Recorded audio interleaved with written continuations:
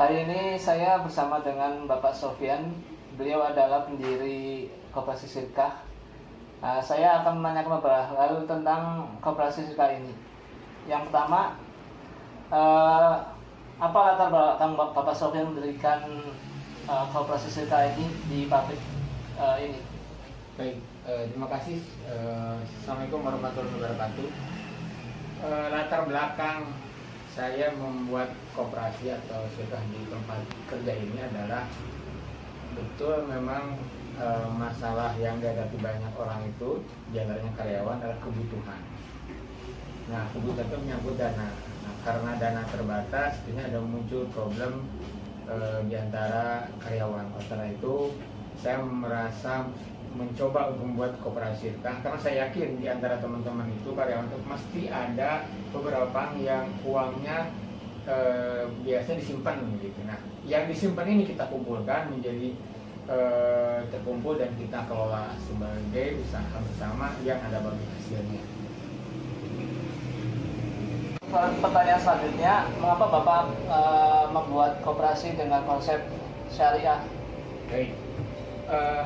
Saya seorang muslim dan banyak karyawan di sini muslim, dan saya meyakini dan percaya bahwa Islam itu dan syariah itu adalah solusi bagi masyarakat, bagi karyawan di sini. Nah, konsep dalam syariah Islam itu ada namanya sirkah atau musyarakah atau kerjasama usaha.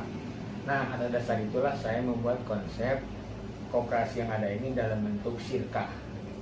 Dan insya Allah ini menjadi keberkahan buat karyawan, dan setahu saya banyak teman-teman merasakan kebaikan, keberkahan dari adanya konsep koperasi syariah ini. Untuk pertanyaan selanjutnya, apa perbedaan antara koperasi konvensional dengan koperasi syariah ini? Baik, perbedaan koperasi konvensional atau yang umumnya dengan koperasi syariah itu, secara umum saya perhatikan ada 3 hal pokok.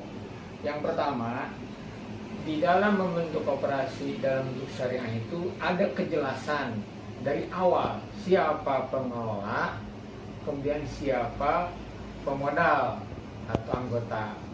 Mereka bersepakat saling menanam modal, kemudian sepakat juga bagi hasilnya berapa.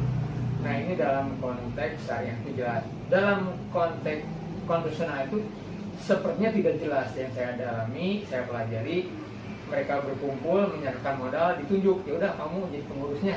Nah, ini berbeda dengan syariah. Yang kedua, dari segi bagi hasil atau pendapatan. Nah, dalam koperasi konvensional itu dikenal konsep laba itu siapa yang banyak berinteraksi, meminjam atau berjual beli dengan koperasi, maka hasilnya buat dia lebih banyak bagi hasilnya. Dalam pandangan saya ini keliru. Jadi sekali lagi bagi hasil dikembalikan kepada akad kesepakatan antara pengelola dengan atasan.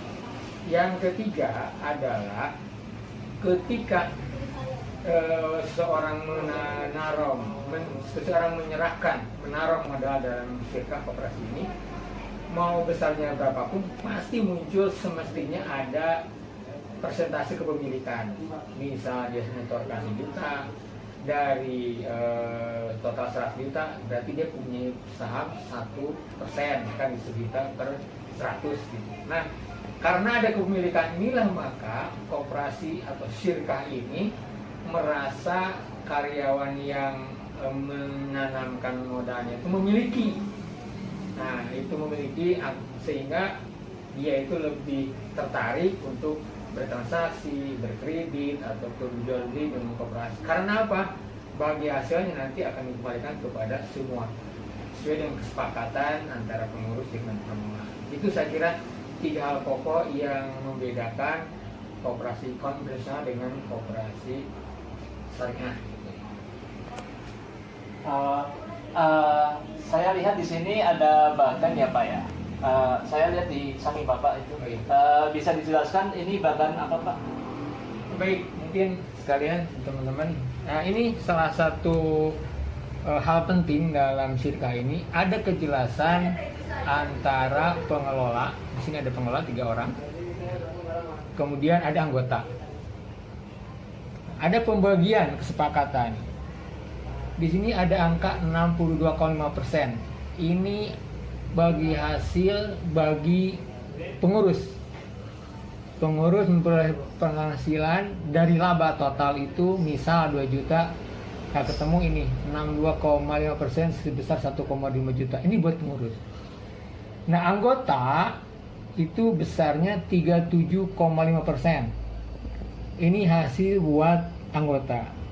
Nah, jadi bagi hasil terbagi 2 bagian pengurus anggota. Kemudian tiap orang sesuai dengan modal yang di store selama periode tertentu mengikuti presentasinya, sehingga laba dari total ini untuk anggota ya muncul kepemilikan, muncul keuntungan bagi masing-masing. Segitu angka ini. Jadi kalau modalnya besar nanti akan mendapatkan hasil yang besar dari nisbah sebagai anggota. Jadi sekali lagi ini ada kejelasan bagi hasil buat pengurus dan bagi hasil buat anggota. Dan kepemilikannya ini ada yang mempunyai saham 6,47%, ada yang 14% dan seterusnya. Total semua kepemilikan saham 100% dari anggota dan pengurus.